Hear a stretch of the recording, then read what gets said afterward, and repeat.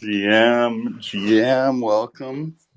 Give me just a second, guys. Let me get everything set up real quick.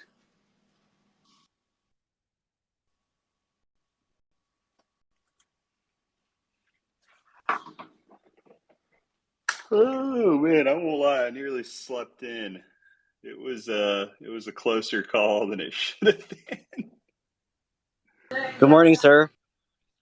Good morning. How's it going, man? Oh, pretty good. Sunny day, and just saw your latest tweet about the pudgy chart. It's looking pretty good. Yeah, man. Yeah, they've had a decent bounce. It's been good. Cannot complain.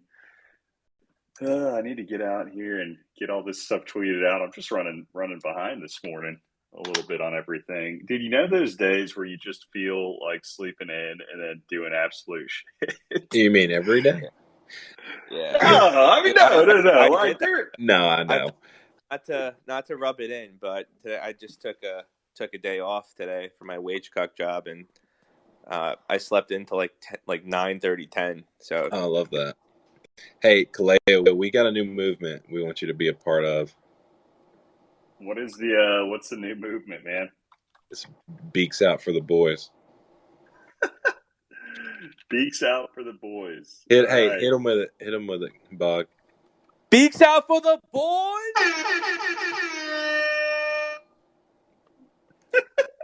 It's actually become a team saying, like, when we get done with meetings, we just say Beaks Out for the Boys, and it's catching on like wildfire. Beaks out for the Matt, boys. I'll say it once. I won't do that again. I'm sorry. Beaks out for the boys. Yes, sir. All right, Matt, what is the wonky equivalent of that for beaks out for the boys for the Stonks? We vibe and we vibe harder, baby. That's it. I love it. I love it. What's up, my brother? How you guys doing today? Oh, doing well. And then, okay, is that Cube on the Wonky Weekly account? No, is it? I have no idea. Like, I'm just curious. Dude, what up? No, it's T. What's up, T? What happened? But my spaces will not load on my regular account, so I'm stuck jumping around. No, it's all good, man. It's good to have you hiding incognito there. Representing the Wonky Weekly too, man. I love to see it. I love to see it as well. The Wonky Quarterly at this point. Right? I mean, hey, there was a great streak of weekly, so hey, the Wonky Weekly on the Wonky Weekly alpha space. I mean, like, there's been some Wonky Weekly something happened, right? Like, so the name lives on. And I just want to give a shout out to seeing all these new faces in here. Got the penguins, we got some pandas, got some chubby corns, some seals. Like, I love seeing this ecosystem grow with the vibes like this, man. I'm loving it.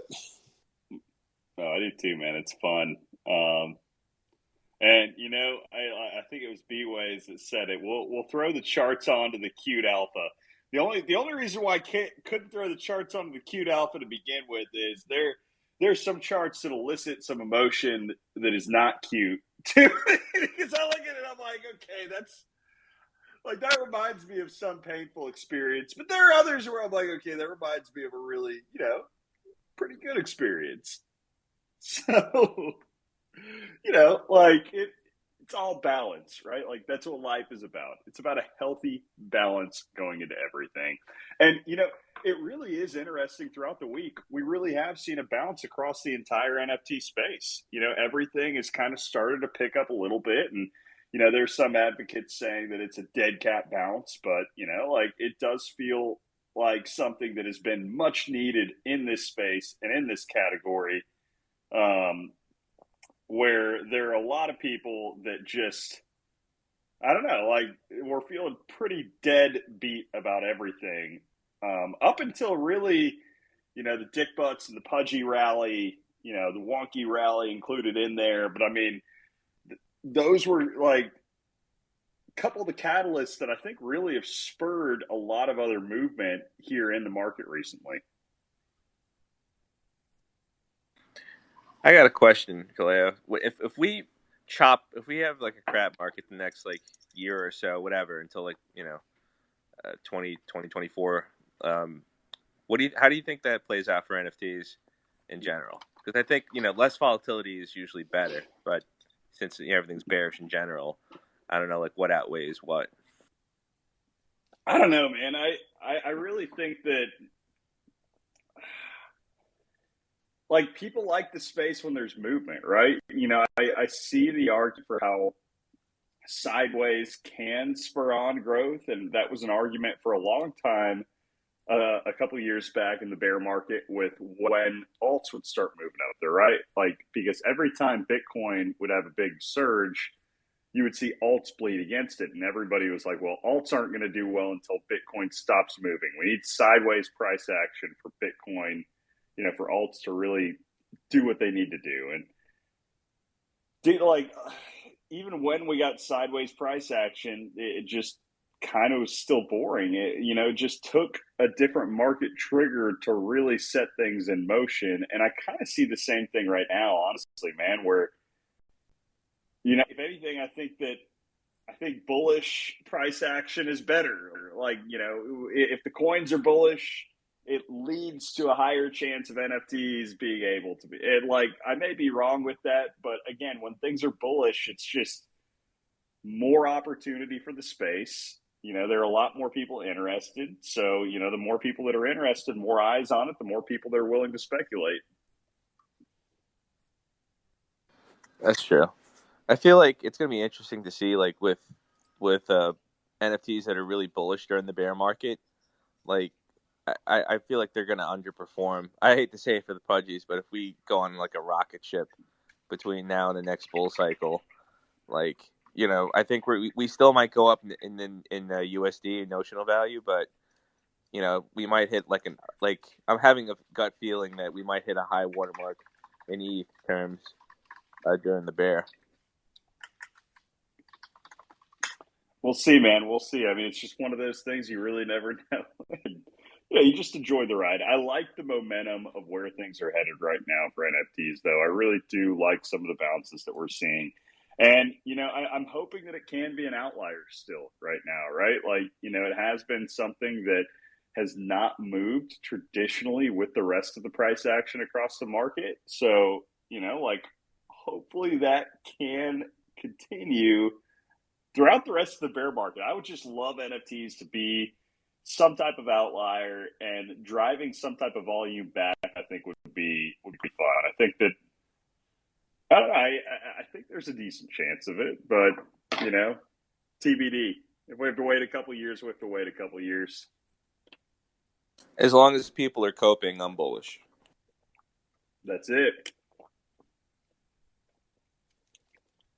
Oh, man. So, let's see. McGorgeous, welcome up, man. What's up, buddy? Yeah, I just wanted to, I thought, I want to comment on like sort of the NFT reactivity to kind of like, the price. And I'm noticing that really a lot of the projects or the communities that are active, I don't see, I think it'd be really hard for anything that's moving to drop below, I guess a USD nominal value of like, $500, $600, $700 really. So, I mean, I can see an NFT floor of everything but a rug maintaining somewhere at least a quarter of an ETH. I mean, you're not gonna sell your NFT that connects you to your community for 0.1, 0.2 ETH. What's the point? At that point, you're just stuck with it, even if you don't like the community. Just my 2 cents. That's fair, man. I mean, I think it's one of those things where, did a lot of this value, a lot of the opportunity will play itself out with time, right?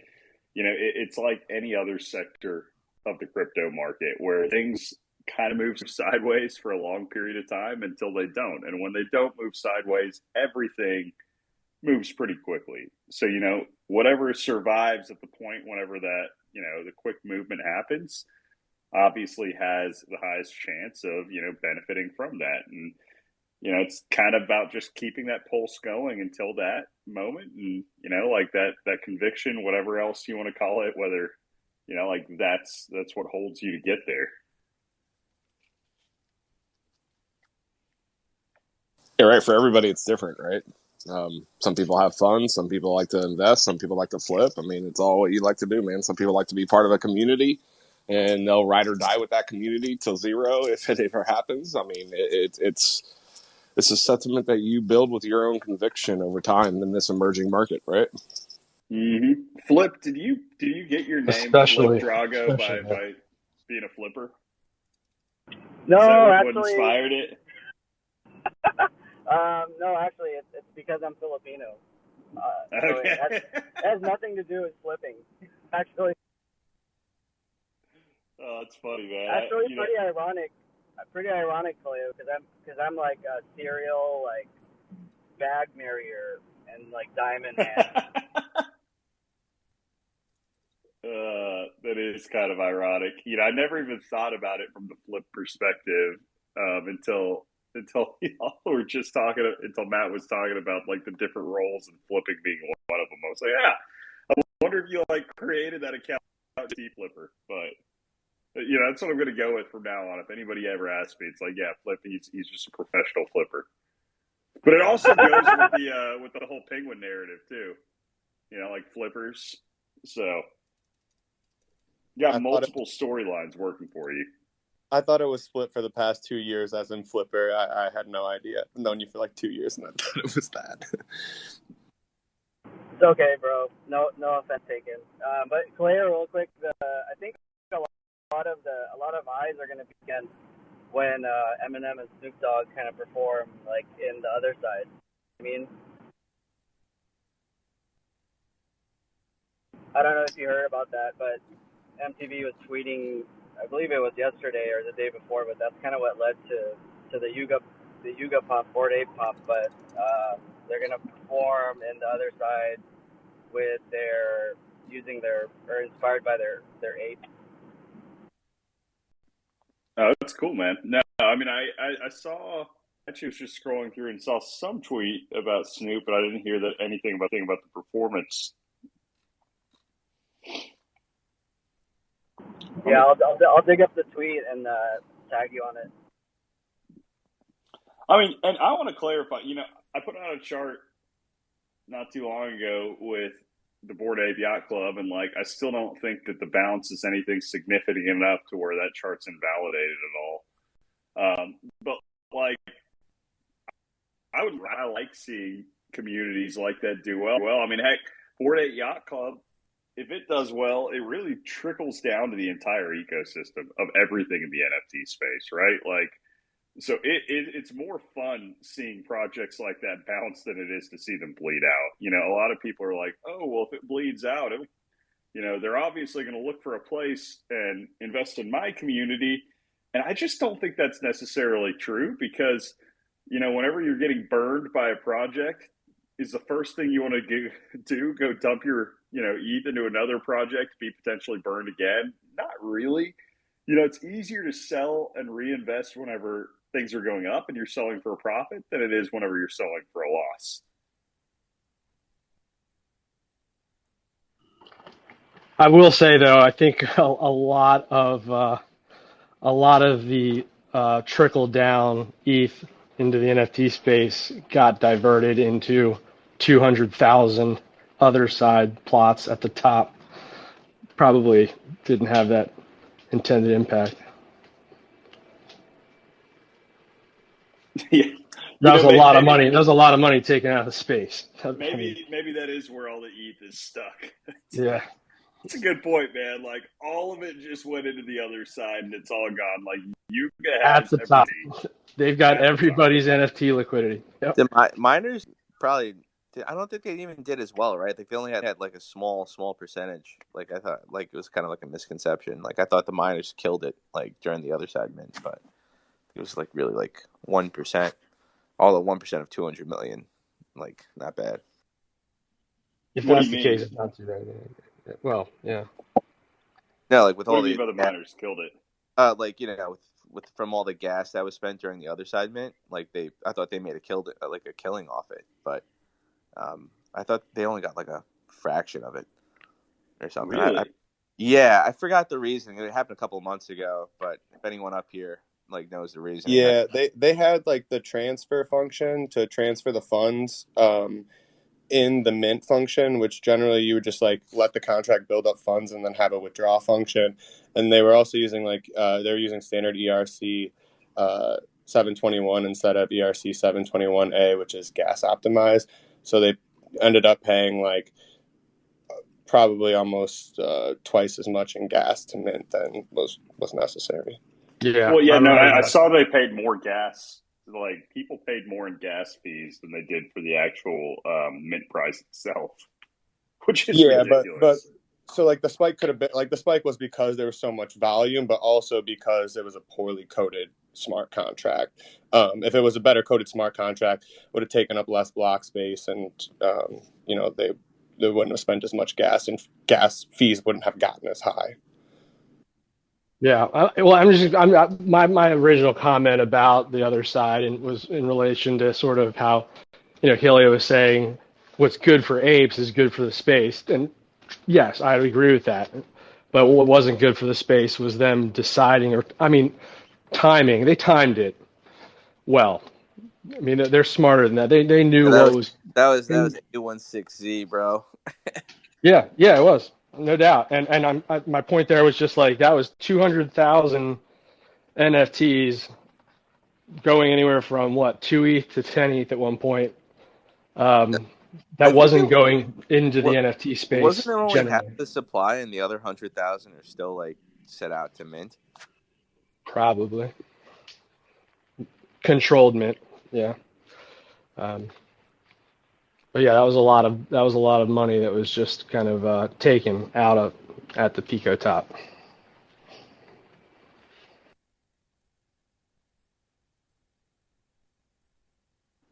Do you have any alpha to drop on the wonkies? Man, the alpha to drop on the wonkies is we're not going anywhere. We are not going anywhere. We're going to keep vibing. We're going to keep vibing harder. Bear market, bull market, anything else, man. Like we are, continuing on. And, again, find any type of other financially inspired, you know, derived NFT project that's out there. So it is, in my opinion, still one of a kind as far as anything that's out there in the space, and it'll have its day.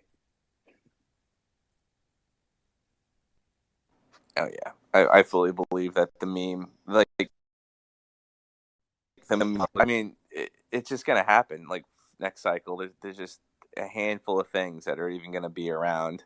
So it's like just literally surviving for like however long it takes is all we need to do. Some fire ass ribbons on the floor if you guys want to go check them out. Very rare ribbons. Some alpha for you. That is some alpha. Yeah, I mean, again, it's just one of those things. Bog, something that actually really surprised me the other day. I was looking through my wallet. I was looking through like dead bags, and my very first bag that I ever bought of anything is just a complete dead bag. It's my Spookies NFT. I listened to Titan, and I minted. Not minted. I bought a bunch of Spookies at the top, and not a bunch. I mean, it was like I don't know, 10 or something. And so I went to their Twitter account. I was kind of just curious because I saw like their floor price is sub 0.01.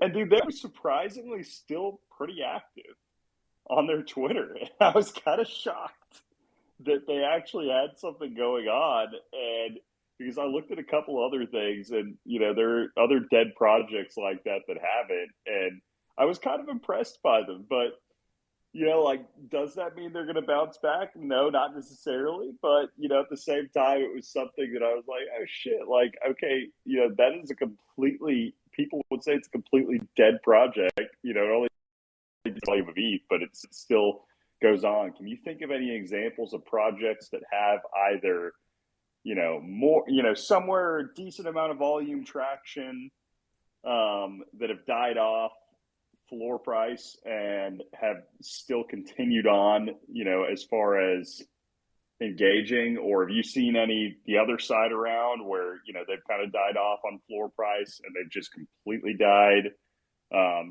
Kind of just curious what you've seen from being more plugged into the space. I just triggered some PTSD, but I needed to take some. Those are the tax loss harvesting spookies to me. I kind of just shredded those. I just sent them off into the ether, and went to my CPA and said, "Hey, man, what can these little ghosts do for my tax liability this year?" But I think that's a good point. I didn't know how active they were. It's just one of those things where I guess they just weren't aesthetically good looking, and never caught on. And I never listened to Titan after that. You have to just go in the space. I think that's also a valuable lesson. But that's a good question. I haven't really seen any other like dead communities. I was trying to revive the Piggy Pals because I thought they had something, but the founders just rugged. Because I really think with cute projects, as long as they're funny, you just literally take like what the Chubbies did. You just make a bunch of GIFs and you start shit posting on Twitter, and that's how you get some engagement. But I don't know if there are any other communities that exist like that. I know that Luca said in a podcast the other day that, and it's kind of true, right? Like if you get to a certain threshold where like your floor price is like that low, it's just really hard to ever get to regain interest. So it's like interesting with what the spookies are doing, but in general, like it doesn't take a lot of money to really manipulate that floor, but I just don't really see it happening because it's hard to like regain the that hype and kind of rebuild the community.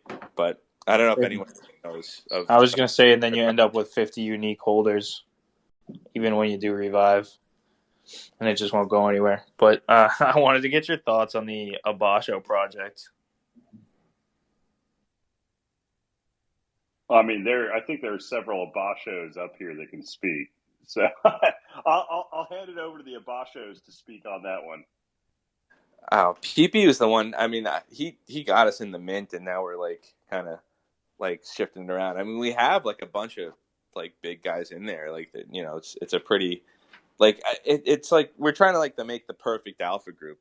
I guess it's like the goal of it. It's kind of hard right now because when things aren't really popping off, and there's nothing really to do. Like you're really kind of like it's really just market dependent. But it's people from basically all the communities. It's like all the communities it's the the people from the Chubbies, like they all have their alpha groups. The Penguins, like Lucas said, he doesn't want to have an alpha group associated just for legal reasons within the Discord. So we went ahead and just kind of like took over something and did our own thing. But I don't know. I think it's a really cool group, and I think there's a couple right now that are decently cheap. My idea of it is really trying to make it the Citadel for the next bull run. When things pop off, because I know like you have guys like Messi, Lambo, and they have like Telegram chats, and they're the ones who kind of tried to spark, like they try to make like pseudo summer a thing, even though there's like 700 guys, and they all got like rinsed off a couple of projects. But I think that we can kind of having like a collective like that and is going to be key for like the next run. So we're all like rotating into like we all have a piece of like whatever we think is going to be solid, and we can kind of control the narrative. That's kind of like my thought process behind it. I don't know what PP is like kind of envisioning too, but I think that having like 250 smart people in one collection, and like it's not a DAO too, because DAOs move like they're just too inefficient in this space. So you're like free to make your own decisions in there, but I think it's better to have that, and like anything else, right? Like you have a bunch of influencers in a group. Not that we tweet about it or anything. People just track wallets now anyway. You don't really have to say anything. But I think building like a really, really strong group of people is going to be key for the next cycle. Yeah, that'll pay off big when we're not just like trading amongst ourselves, and once things really pop off and a year, 2 years, 3 years, Yeah, whatever yeah, it takes. it's not a short-sighted thing, and that's the thing. Some people are like some people in there already are like, oh, why did you buy this? Or like, you got to like, they're not getting what, and that's the hard thing. It's like finding those 250 people, that are like get the vision, I guess, or understand like kind of what's going to happen. Because like I want the Penguins to all succeed after, like not just do like a couple people that just started making money. It's like better to be in a group, and then other guys that have been around for a while. It's like a mixture of people, CT people, just NFT whales, whatever. But I don't know. Maybe we'll see how it goes. But that's kind of the idea. No, I like the size too. You're right. I mean, over time, eventually you'll develop 250 really committed people that are going to all contribute something and probably know each other on a first name basis and hang out even IRL. Like it reminds me a little bit of Chubby Corns as well. I don't know how active they Yeah, are on their yeah, in their groups, Hero but Capital, Wetards DAO, something. It's like stuff like that, I guess. But yeah. it's not nothing serious. It's just like something a little different. And it's people like I already consider friends that I've met, multiple times already in the space. So, yeah, like I think that's really It's not really a pitch. It's just like we got a while anyway. But we already have like 120 people in there that are active. So. Not doing bad so far. I was gonna say percentage of activity is probably a good sign of sort of I'm not gonna say liquidity, but that the traders have sort of exited, people holding to sort of sell it higher. No, yeah, it's just so hard to flip NFTs now. Yeah, It's so like negative it's a grid EV. thing. Yeah, Yeah, you're like just trading against other people that have been trading NFT. Like everyone's on the same page, and at that point, like there's no like there is no alpha. Like you're not like look at all the stuff going on too, like that Izu thing, like what is it? Where to earn? I tweeted about that the other day. I'm like, anything, insert any like verb to earn is just like obviously a cash grab and is not going to work. And like, I might be wrong about maybe one thing, but I think that general statement is going to like be correct for like however long. Like it just doesn't catch on. Like you have to be like pivoting and like generating revenue or doing something. Otherwise, like what are you even doing here? And I'll say, I don't know. I mean, it'll be interesting to see how it plays out. Like, dude, I really do love the PA community. And I have a couple PAs and I want them to do well. We got a lot of wonky guys that are in the PA community. I just think the most difficult thing that they're running into right now is just, oversaturation of supply, like in the middle of a bear market. But, it's not necessarily something that, like, with a super strong community and the right conditions, can't turn around. I just think that's the difficulty of kind of what they're bumping up against right now, right? Like, so it's just one of those things where was it maybe the best timing for something like that? Maybe not, but I guess if you've had that plan for a while and you go forward with it, then like all part of the big picture, all part of the big experiment of just watching and seeing how things play out, right? Like everybody does things a little bit differently, so we'll see. Sure. I support Web3 brands, but Clay, pivoting, like, have you seen like what Doritos is doing, like with their mint? It's like kind of ridiculous. Like, it's like they like bought a bunch of NFTs, right? And then now like they're trying to like build like goodwill, and they released like a collection. I think it's like a point 0.1 mint, and like it's I think it's like a cash grab. Flip, you looked into it a little bit more, but I just thought it was kind of funny how like they were just like, yeah, Web3, and then they just released their own thing, and it's like it probably took like months for them to push through on like the corporate side, and like, get through all those chains like internally, and it's kind of funny, like they probably were planning on like releasing this in the bull market, but it just took so long. But there's a lot of like Web2 brands that are just failing. Like you see what like Nickelodeon did, and that mint, the Care Bears, and now like Doritos. Like I think it's still minting. Correct me if I'm wrong, but I don't know. I just feel like they're not really like fully tapped into the space to really kind of understand like what's going on, and I think that's where like that disconnect is between Web2 and Web3. Well, we're also on top of all what you said, Bob. We're also in an emerging new market too. So like the way people do things and operate in this space are pretty much innovative. They've never been done before. So a lot of times when we're trying to figure out this whole Web3 thing and the proper way to, manage a new market with NFTs, people are going to try different things. Sometimes the timing is real shitty. But we learn from that and we grow from that.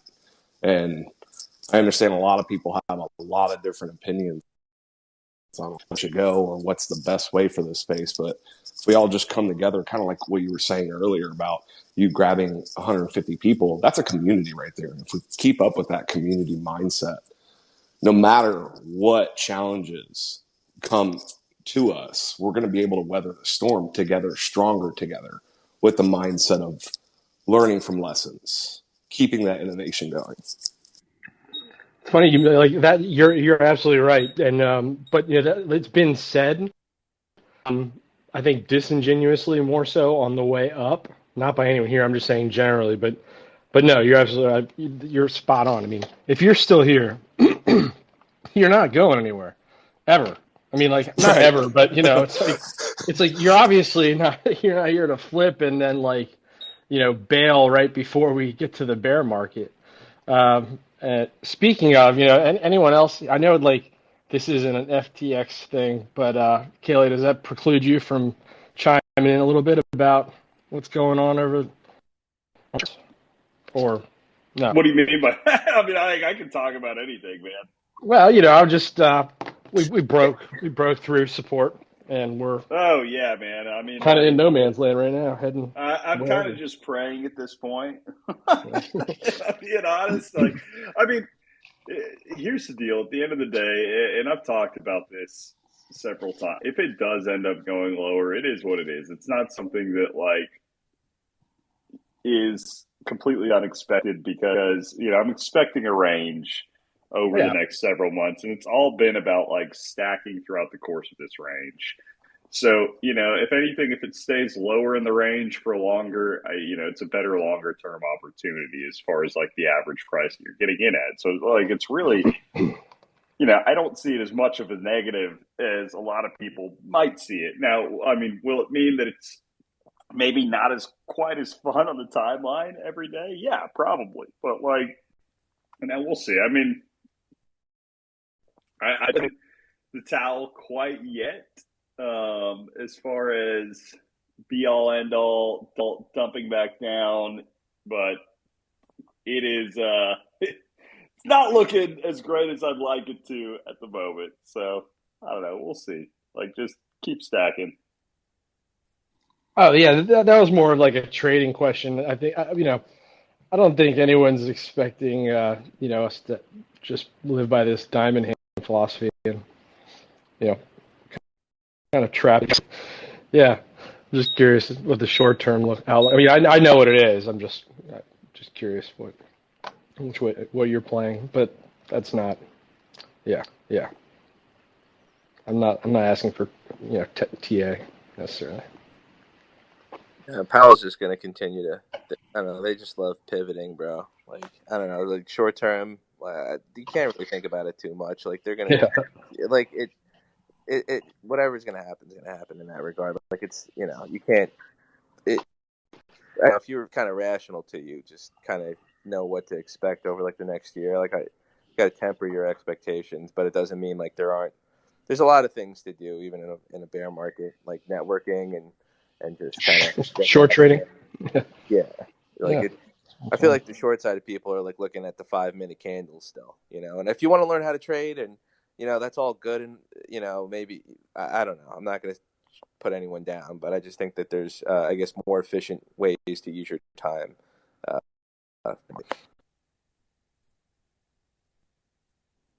Hey, Bog, I heard you mention that you did some tax loss harvesting. So I just thought it was a good time to mention that my project actually is a tax loss harvesting solution, and you can clear out 50 or 500 NFTs from your wallet in a single transaction, and you get a J token back for doing that. and that J token as well as ETH can be used to then buy back from the ones that have been sold if any projects make a comeback in the future. So pretty cool tokenomics around it too, but the main goal is just a tax loss harvesting solution that actually has like a transaction that shows you're like getting a token back for your NFT. So it's not just sending to the burn, which looks a little bit better with the IRS, but not financial advice or tax advice.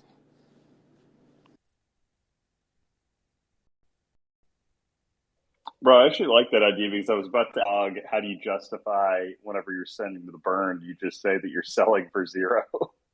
Or, Well, it's is it, fascinating. You're not. He's actually his. I have a few J tokens because you're not actually burning it.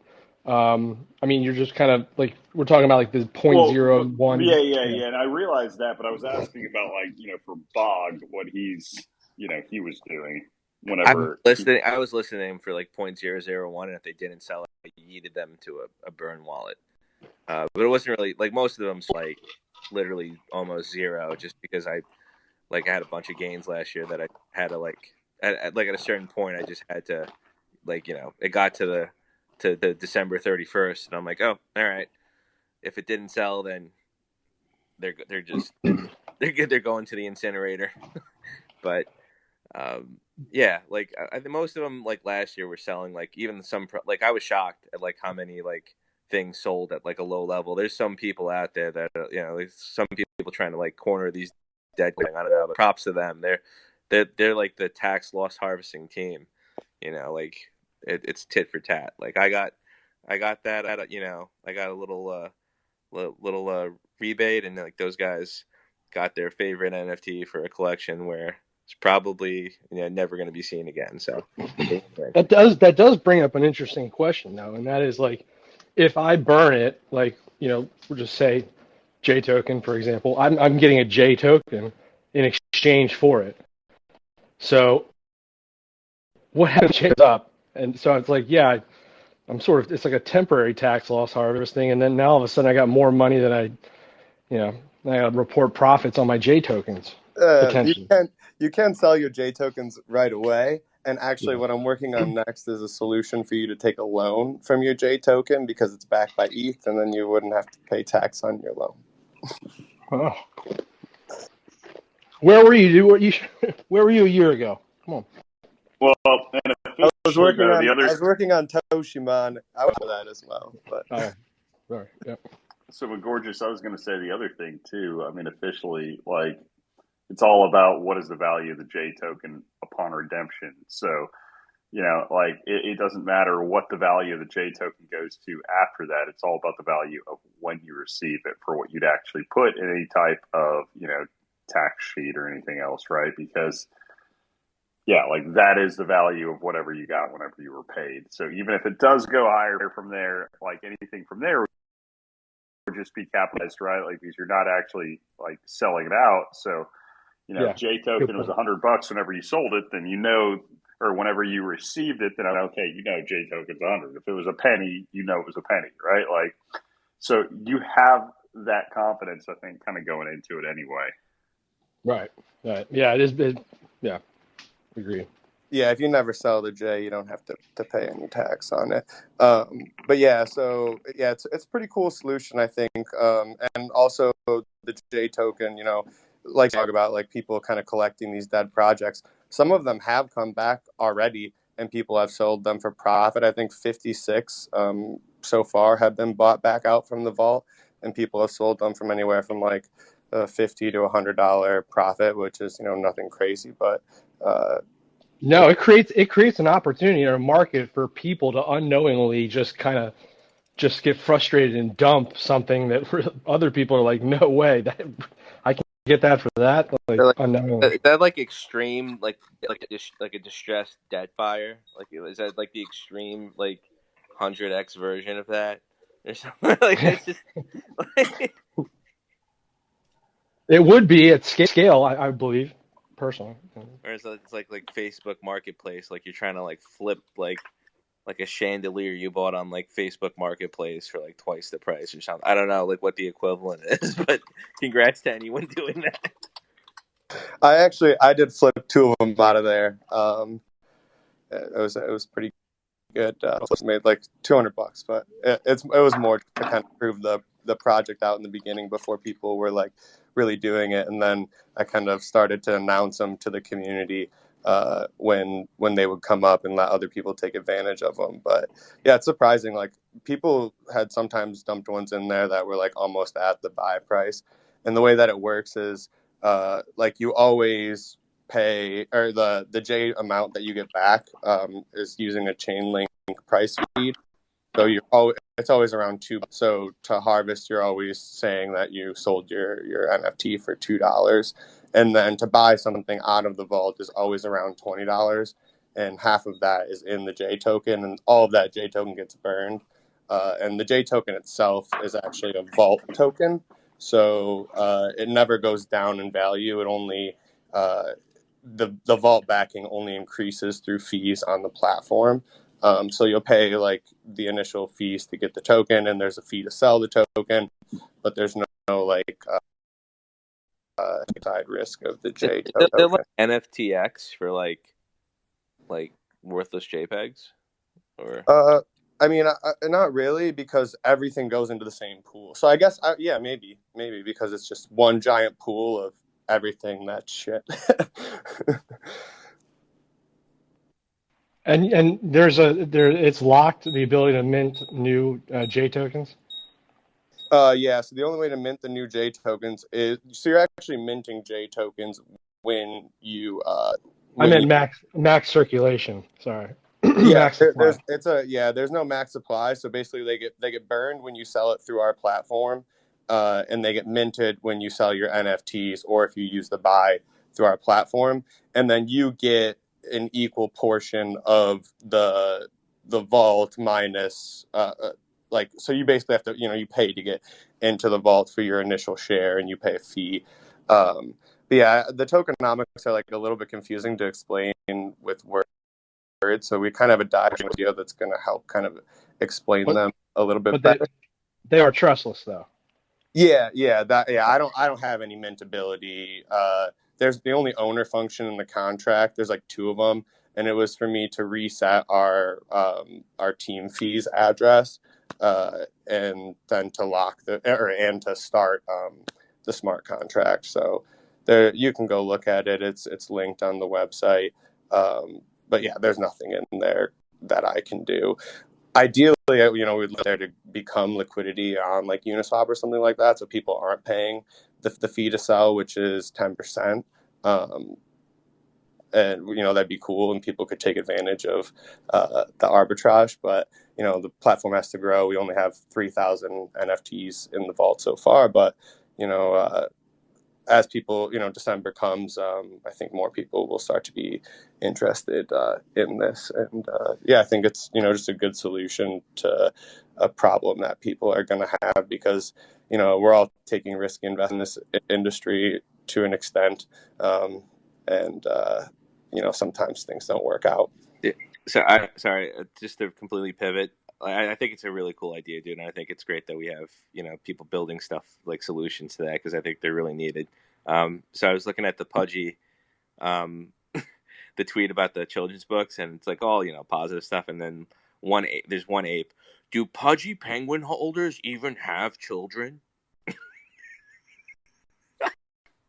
Like, you got out of that, like, oh, we're gonna make a children's book, donate like stuff to charity, but do Pudgy penguin holders have children? Like, come on, man. It's getting harder to hate. I love what the team's doing. It's like, if you're really nitpicking stuff and hating on us, it's like, why at this point? I would say the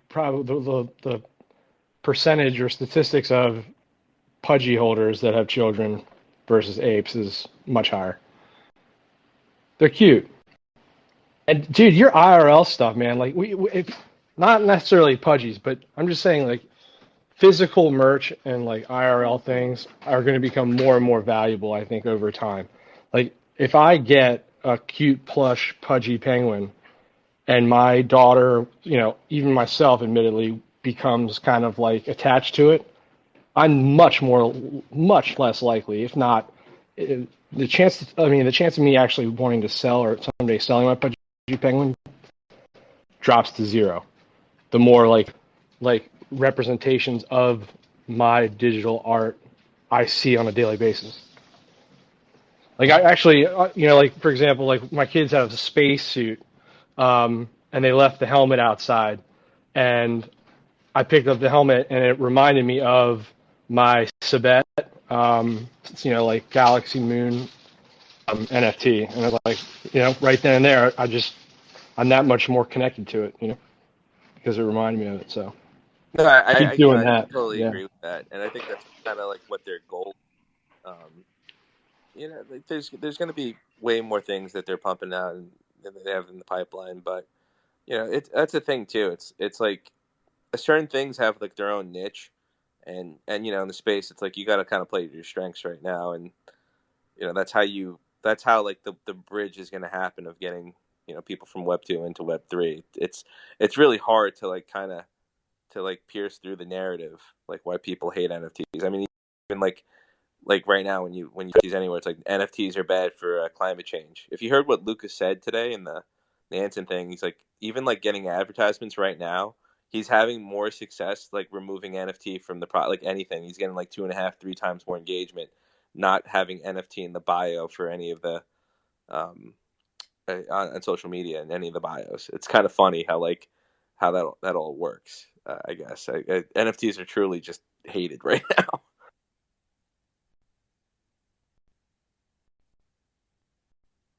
Yeah, no, I mean, and the funny thing is, I guarantee you, even when ETH goes to proof of stake, that narrative is really not going to change, right? Because people are so clueless about everything that it's still not going to change, even though it'll be completely washed out the window, right? Like, whatever argument that people said or had for, oh, well, it's burning however much electricity and killing X many trees every time you mint an NFT and do this or that. And it's like, no, that's bullshit. Like, that's completely gone. But will that be covered by the media? I don't think so, right? Like, it's way easier to cover negative press than it is positive, and it's way easier to remember something negative than it is something positive. Facts. That's the way society is conditioning everyone to think too. We got to be aware. Raise up your awareness, folks. Well, yeah, I think it's a message you want to like kind of emit. Like you want to say, hey, try to think critically. Like don't just in any space, right? Not just NFT. Like you can't just kind of get spoon fed something and then repeat it and be like an NPC. Like you gotta kind of use your brain. That's why you have one. But I do think that will be. Oh, go ahead, Matt. I was just going to say real quick, Leonardo da Vinci said it greatest. The greatest deception man suffers is from their own opinions. Really think about that.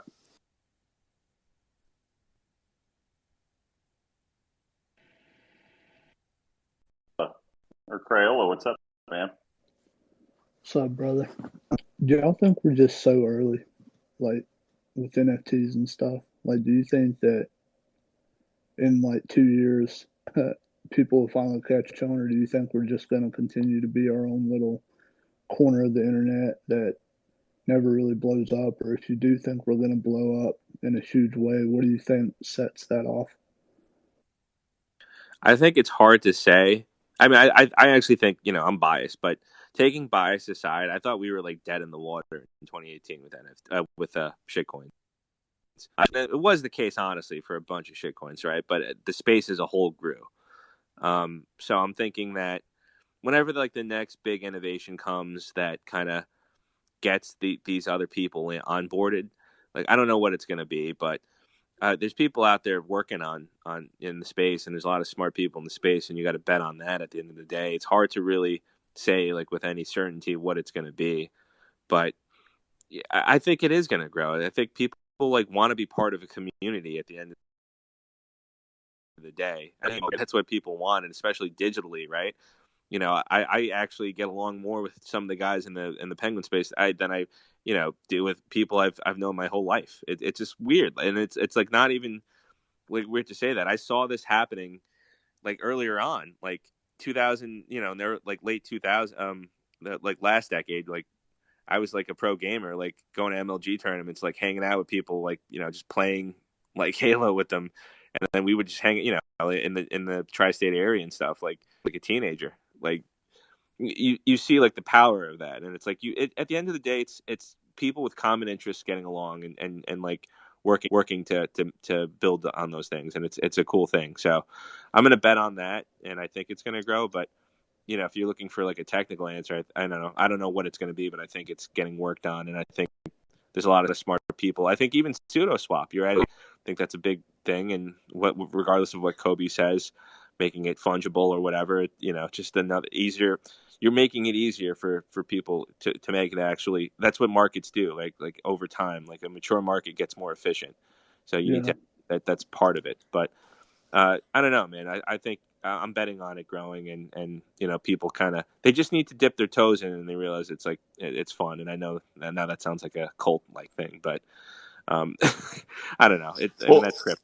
Isn't there like another aspect to it too down the road? I mean, it's just not going to be PFPs, right? I mean, there's so many different applications that Web3 is going to be facilitating for humanity throughout the next couple of years. And the more seeing people hop on that technology, it's going to go beyond the PFP thing. So it depends on where you're looking at it, Crayola. Are you looking at it just from that aspect, or are you looking at it from the technology as a whole? Yeah, so I would say technology as a whole. I would think that it starts as like a PFP, and then we're going to be the ones that have the knowledge about where this started and where it's going. And in a weird way, like I think charts and crypto and stuff have warped my mind. So like I think of everything in my life now as like chart waves and stuff.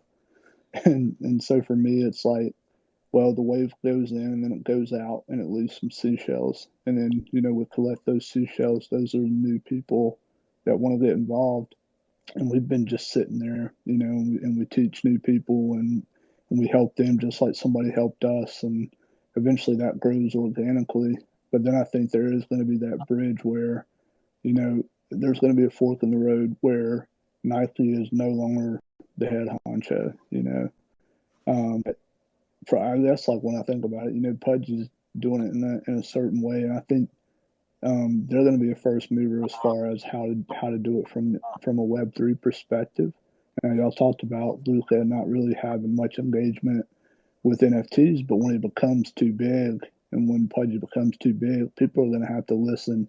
And it doesn't matter what he says, he's going to be able to talk about NFTs, and they're going to have to listen to him, or at least that's what I think. What do you guys think?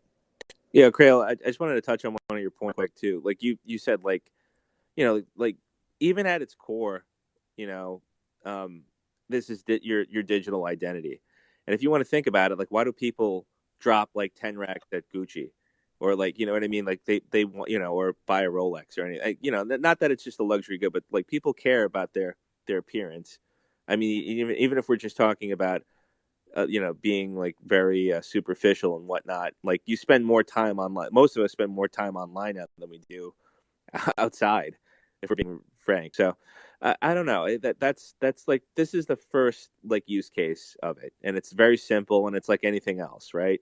Like look at Bitcoin. The first use case was just really like P2P, like just being able to transact money like like permissionless and decentralized. Like this is just like, hey, this is your identity, and it's like like, what do you call it? Like when you play a video game and it's just like you create a character. It's just like very very like base level, and then digging deep like that.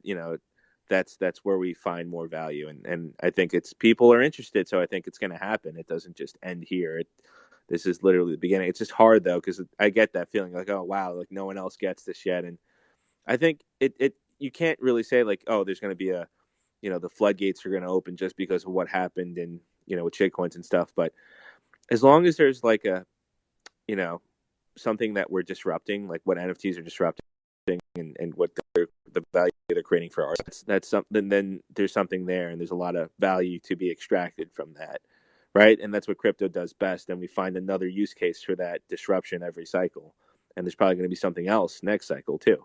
So I don't know. That's why I'm like mostly optimistic about it. I think also if we mature a little bit too, I mean, right Yeah. now, as we're looking at it, like there's only like what 15,000 active wallets right now, and psychology will dictate kind of where this goes to, and if we are not close to a higher standard with the respect of the technology and the capabilities of what it can do for humanity as a whole, if we don't adopt that mindset and adapt to that as well, I mean, it's going to be a little bit more difficult because that sentiment will just keep putting out that negative energy, right? If you will. But if we can kind of come together and have that community mindset of the collective, of we all do good if we all come together type of mentality, we actually have a little bit more of a leg up as well.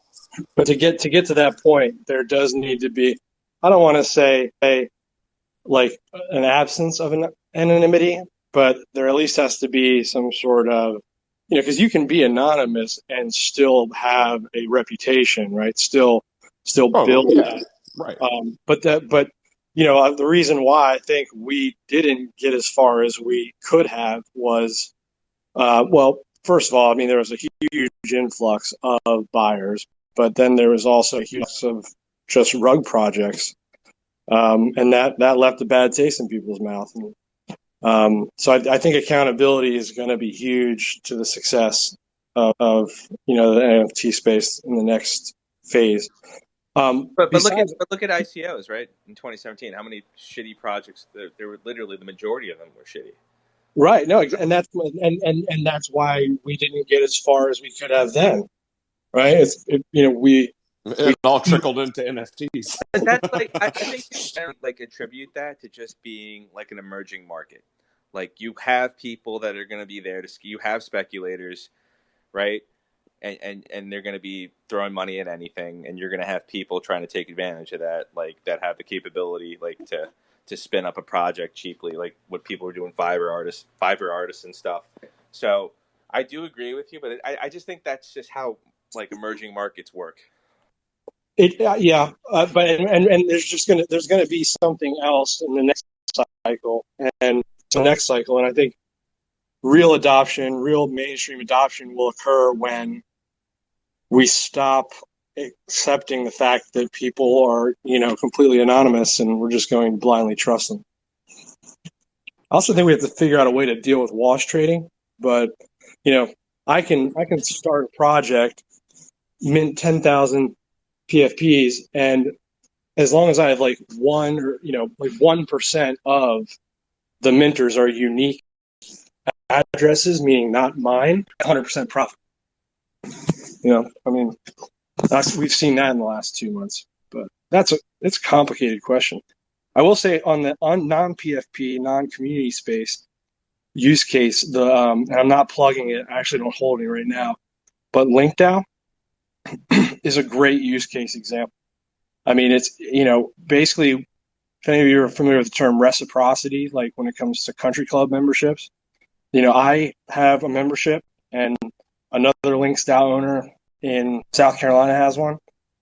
If I'm a holder, we sort of agree to have this reciprocity agreement, and yeah, there's real underlying value in that, right? But yeah, LinksDAO is one of those kind of NFTs I think that does actually have like permanent staying power potential.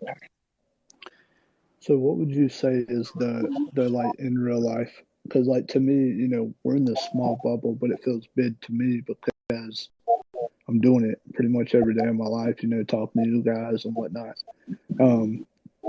Do you think this is just a completely different paradigm, like as far as groups go? So what I'm trying to say is, outside life, you talk about you might have some clubs you're a part of, so like a golf club or something like that, but you're not talking every single day. Like I feel like I'm talking to y'all more than I do to people in my real life, and I would think that that's more beneficial. And I would argue that this right here seems like a more powerful way to connect with people and will eventually overturn or become a standard for how we communicate.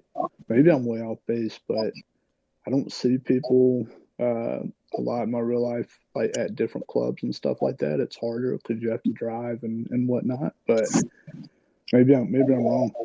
But I would see this being a very valuable thing if people took the time to try to understand it. There's also a balance, though, Crayola, that you have to, keep with a level of awareness too about in real life in this space, because you and I have been in this space together for a long time already, and I mean, we've seen people get burnt out, mental breakdowns, and having that balance too is crucial. But on your point, yes, building these connections, networking, if that's what your goal in mind is for staying in this space or doing something greater for your life, absolutely. Absolutely, these connections are great. Yeah, and I've sent a tweet out today of a project called Street Melts, and basically the founder slash CEO came out today and said that he was stepping away from the CEO role. And we're now like a year and a half into it, and we're seeing project founders that they're human, and that they can't control everything. When we put all this pressure on one person, one team to deliver at the expense of their own health and stuff. And I commend the people that are doing this with the weight of a community. I really do. I made a tweet earlier that said, I think that there's not a word for it right now, but I think that in the future, when documentaries and stuff come out in the Web3 space and the NFT space, that we're under a different kind of level of stress and grind that wears us out in a different way psychologically. And I don't think there's a word for it, but I think there will be a term for what we're all going through. Because, I mean, you can't really put your finger on it. You can't really say what it is. Feel it in different ways. We're all cyborgs, Crayola. We're trying to mimic a computer with the amount of information we're trying to retain at every second of the day that we're in this space. Yep. That's why that balance is key, brother. Yeah, that's true. That's true. And, it is weird. It's like, well, what value is enough today? Like, is hopping on a space for an hour, does that fill my cup up? Does that empty my cup? And then how do I balance that with the real life synergistically to where I'm not burnt out, but I'm rejuvenated? I think that's going to be the next step for me is how do I engage with you guys, continue to build relationships, and then take that energy, that positive energy, and allow it to flood into my in real life. And I don't know, man. Now we're living like 2 and 3 different lives where, like, I literally think about it. I'm like, who was I before crypto and NFTs? Like, I don't even remember. And it's clear.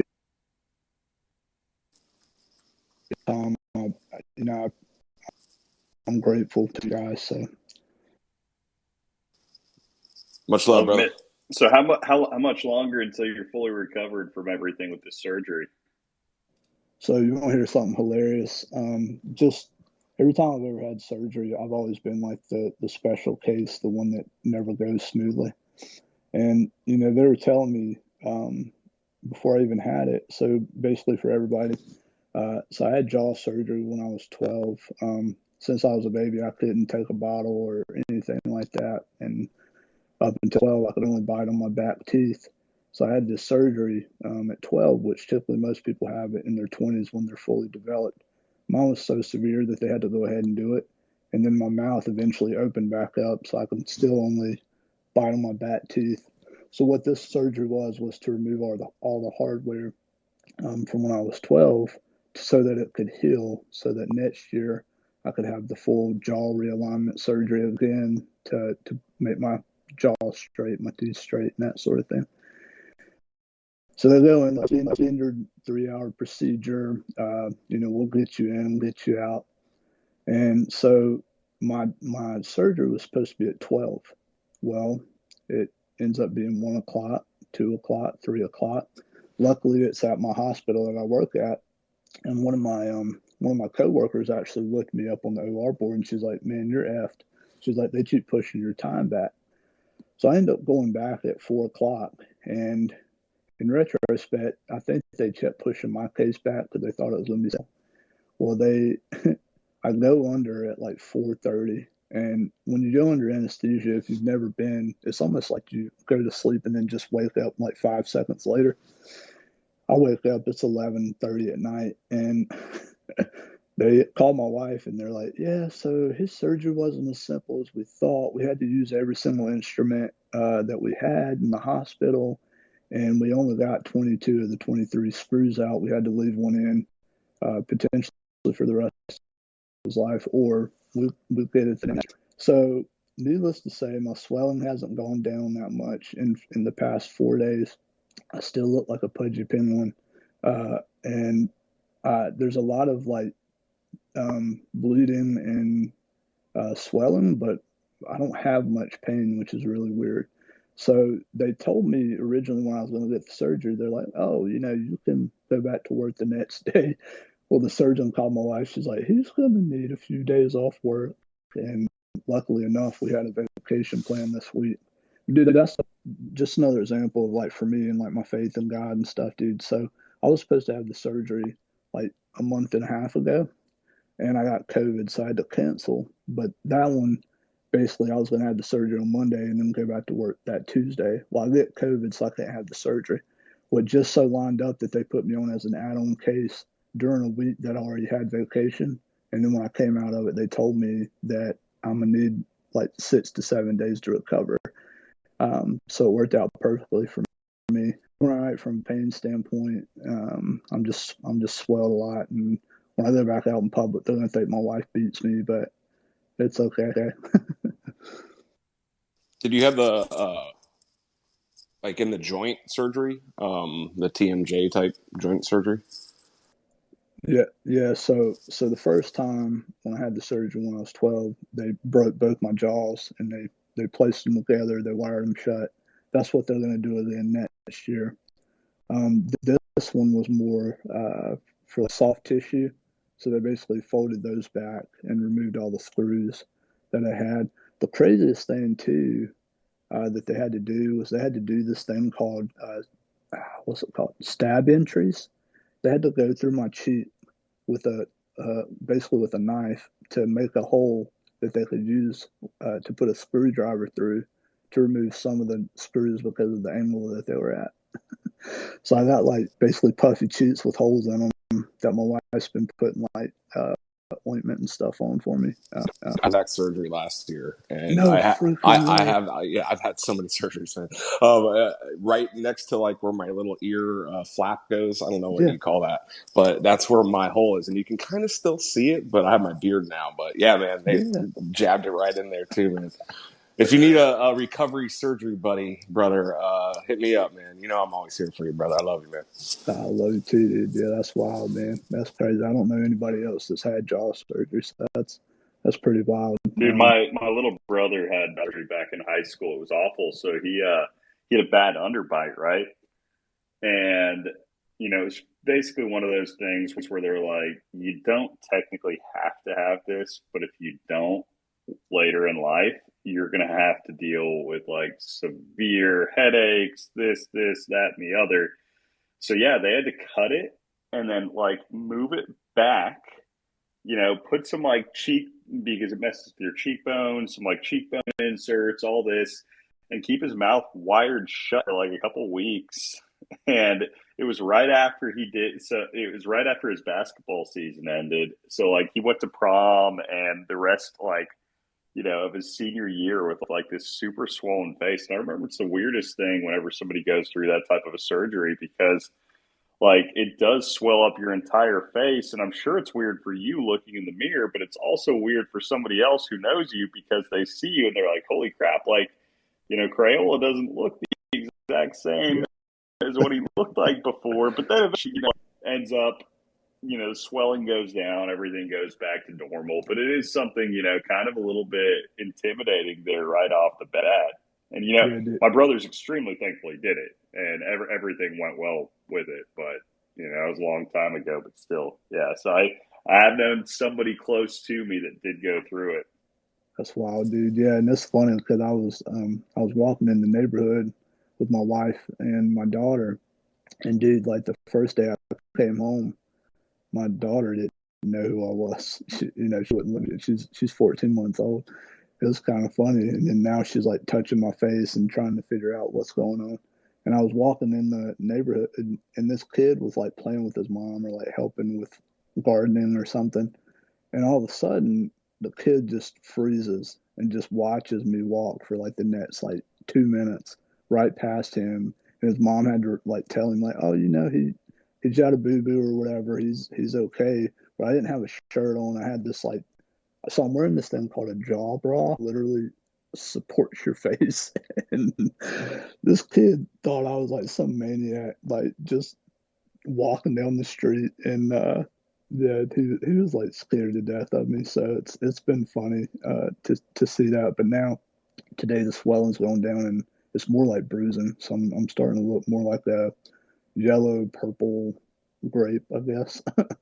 But yeah, dude, it's interesting. But I appreciate y'all's support, man. Yeah, that's crazy to know multiple people that have had that done. So it's hard if you don't know what to expect. So I appreciate Well, I y'all. mean, heck, dude, even my mom right now, she's 60 something. She's not having jaw surgery, but you know, they found out something with her jaw was off. Anyway, I don't know. So she's been having a lot of different things done to it now in her 60s, and I guarantee you, man, like it's a lot easier for you to get it done now than it is to wait until then. 1,000%, 1,000%. You know, I tell people this all the time. But you know White Chicks, the movie. Yeah, man. Yeah, you know where he's like, I'm gonna get off the freaking surgery table looking like freaking Shrek. Like that's what I feel like right now. No, man, that's it's tough. I'm just glad you're doing all right through it, man. But yeah, it's never fun dealing with that type of crap. Pick God, what's going on, man? You've been up here for a minute. Haven't had the chance to let you speak yet. Yo, man, what's up? Long-time listener, OG mentor here. Yeah. Let's go, baby. I have never been able to talk because you guys are usually hosting them when I'm at work, but I've been off the last couple of weeks. I'm Green Vic in the Discord for anyone who's in there.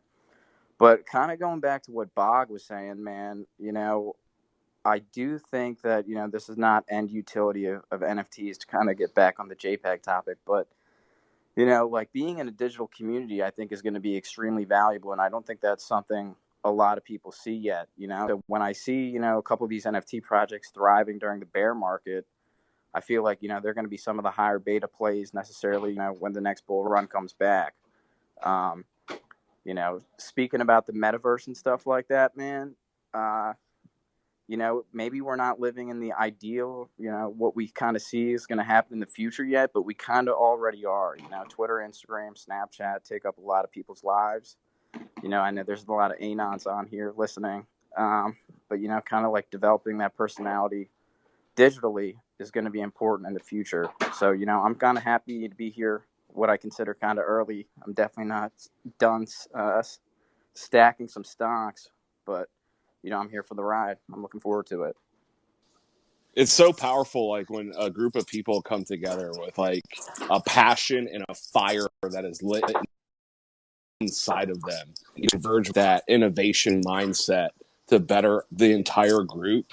Like that's what's happening all over this right now. I mean, there's thousands of these communities, and eventually a lot of them are going to start merging together. Take perfect case in point right here. Look at Wonky Stonks, look at the penguins, look at seals, look at the pandas. Everybody's starting to merge together, these little small communities. And when everybody just keeps with that community mindset, yeah, bro, innovation for this future is going to be super freaking bullish, bro. Yeah, what I would add is, I definitely do view it as a form of networking too. I think I'm relatively young, like 23, about to turn 24 tomorrow, but I like hearing all these different interesting perspectives from a ton of different people and a ton of different diverse backgrounds, working in a ton of different fields. I know Khalil's engineering. I'm sure there are some tech guys in here, some business people, whatever it might be, finance. A lot of you guys are building too. So it's really cool. Helps me definitely put in perspective, necessarily where I think the space is heading down the road. But like what you said, man, building on those digital communities is going to be really, really, really important going forward. I expect a lot of people in this space to be on CT for a long time, and I'm kind of hoping I'm the same way. I love hearing that mindset too at your age, and that's something that like I'm super bullish on too. Is that networking and that mentorship too on top of it, because you could have a wide variety of different people from different backgrounds, very diverse. And so I'm in several different groups where there are people 18, 19 years old. I'm almost 40, and we help each other out. I learn from them too. And it's that vice versa back and forth that we all just keep growing from. So yeah, man, I love that. Love that. I'm happy you came up here and spoke today. Yeah, bro. man, I appreciate it. It's been a long time coming. I actually do got to head out. Me and my roommate are about to go play a round of golf, so I'm going to enjoy this Friday afternoon. Maybe I'll tune in a little bit if I'm in the cart. But I'll see you guys and have a good weekend. Thanks for having me up here, Khalil. Hopefully, this is not the last time. All right. Yeah, Peace out, man, guys. you definitely got to come up here again if you get the chance. So Of course, appreciate man. having you up here. Yeah, thank you, man. All right. Hey, by the way, I've got an announcement for the winner of a stonk. It is all for my Dre. All for my Dre. Let's go. All right. Shoot me a DM back. I already DM'd you. Shoot me your ETH address. I will shoot you that stonk here during the space live. Congratulations. And feel free to come up on stage, too, if you want. Yeah. Peace out, guys. That's a beautiful stonk, too, man. That thing is super freaking beautiful. No, I'm a big fan, too. I love the area charts like that, like the area charts with the wonky theme. So I'm a big fan of it. That hot pink, too. I like to give away some of the beautiful ones in these spaces. Anton, welcome back up, man. Dude, it's tough to... I know that it's you, but I don't know how anybody else up here that is, the narrow-minded American is going to recognize how to spell and read the Greek. So I respect, going back to your roots. Hey guys, I hope you are doing well. Thanks for bringing me up, man. Appreciate that. I have a question, and just before my question, I just want to add something. I just want to thank you, Khalil, and the room, and everyone here for being here, because at this time, it feels like home. It feels like family here. Honestly, with you guys, I see you all the time on the spaces, and I just want to say thank you. And my question is, I've been we hear everywhere about NFTs and all these things. We hear only on ETH. We never hear on Solana, for example. So, what's your opinion on that? Because I think most of the people do not have the budget at the moment to go on ETH. They are super expensive. So, what is your opinion on that?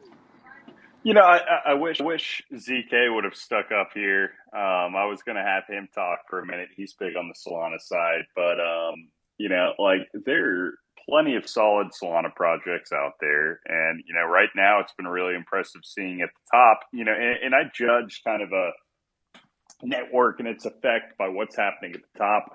And DeGods is out there just completely killing it right now. And I don't know if that's because of their the upcoming Ute list that they have or what, is kind of driving traction behind that. But they've had slow, steady, solid, continuous growth. And there's several other projects, that kind of trickles down to. So I'm not nearly as well versed as say what some of the smaller mid-sized plays that are still kind of active are. But, the way I view it is this is like Solana is not as proven as ETH is, right? Like there's solid chance that it does work out well. It's solid chance that it does stick around and continue to grow. But, there is more inherent risk involved than I think there is with ETH. And what that usually leads to is it's a higher risk reward type of situation, right? So if you're investing in a project, in a Solana type project, then, maybe it is higher chance of a flip. Maybe there isn't. Like, I don't know, man. I just don't have nearly as good of a feel for it. I like to stick with what I know a little bit better and what I'm more confident has the higher staying power, and that's ETH for me. But again, doesn't mean that there aren't solid opportunities there. I'm just not very well versed in them. It makes sense. It makes sense. I just want to say that, like, for example, it's like more gambling if you invest on Solana, for example. So that's what you are saying, actually. So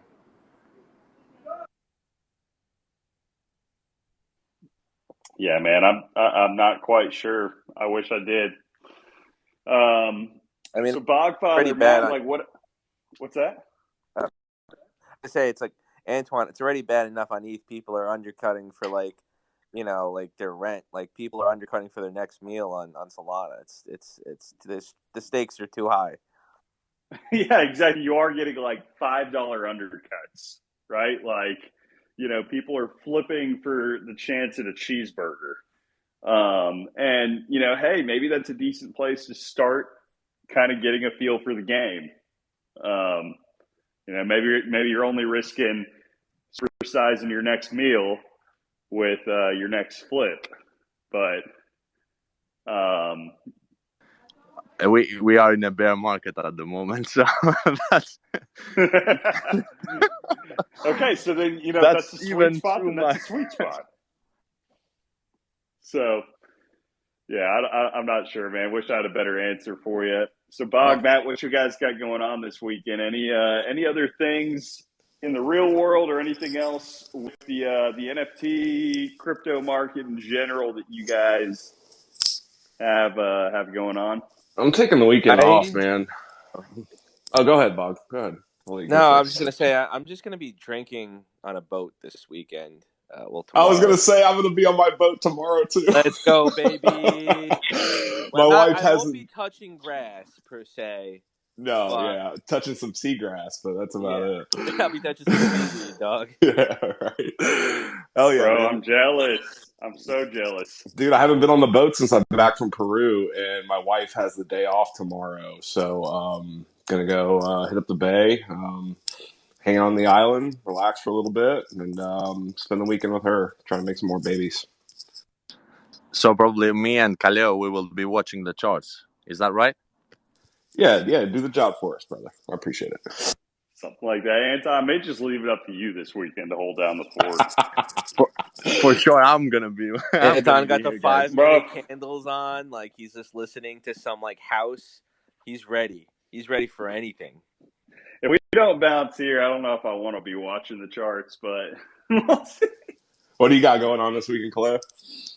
I've got I actually have to cut this short here in a little bit because I've got to go start getting some stuff ready for my brother's birthday this evening. We're doing some stuff to celebrate.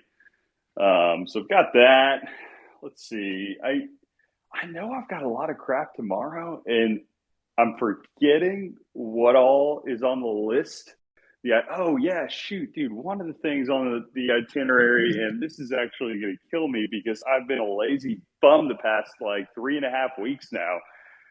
That just from all the traveling, I quit doing my Orange Theory stuff, and like I need to get to it. I'm paying for it. I'm not doing it. I was on a really good roll, and I just got kicked out of it. So I've been too afraid to go back. Well, there's something more intense than Orange Theory out there. It's called F45. F45? What God's creation is this? I mean, it's like CrossFit, basically, from what I can tell, just with a different name. Well, one of the girls that was in my Bible study this last year is now good friends with my girlfriend. And what she wants to do her birthday is have everybody go out and do an F45 class with her. So I am signed up for an F45 class tomorrow morning. Doing that, I'm going to make a fool of myself. Going to try my hardest to survive, but we will see. And then I don't know. I got a few other random things, but thankfully nothing too taxing. Just fun stuff with friends and family. That's awesome, brother. But I'm not sure of anything else in the crypto space. It's really eventful that's supposed to be happening this weekend. The NFT conference in Philly, some of the guys are talking about, but that's nothing to do with crypto. Oh man, but I don't know. Any conference in Philly, steer clear. Yeah, right. Oh wait, a conference in Philly? Yeah, dude. How in the world? Like, who is going to a conference in Philly other than people that live in Philly?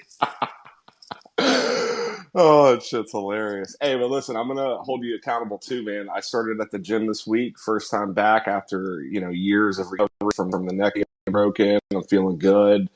I'm doing the damn thing, forcing myself. I'm waking up at 5:30 every morning. I'm gonna start messaging you in the morning, man, getting your ass up and moving, brother. Dude, I need that. I do. Dude, that's another thing too for everyone in here. Like, I've never really been a morning person when it comes to workouts, but if I don't work out in the morning, there's a very low percentage chance I do it like after work or Dude, it sets a tone for your whole day. Like, you feel amazing. You get that natural high, just much more energy, right? Yeah, like, bro. Throughout the entire day, because like that's the irony of life, right? The lazier you are and the less that you do physically, you would think that you'd be more rested and have more energy, but it's the exact opposite. You have so much less energy throughout the day to be able to do stuff. And, your mind's not as clear. You're obviously not as healthy. So, yeah, like it's something that needs to happen. And what else are we doing in the bear market? Yeah, right. Exactly. Dude, well, Stephen did like walk to earn. What if there's a workout to earn? That actually might, like, I don't know, some kind. Like you like burn a certain amount of calories. I'll probably go to zero, just like Stephen did. Is that shame? Is that like, are we being ableist?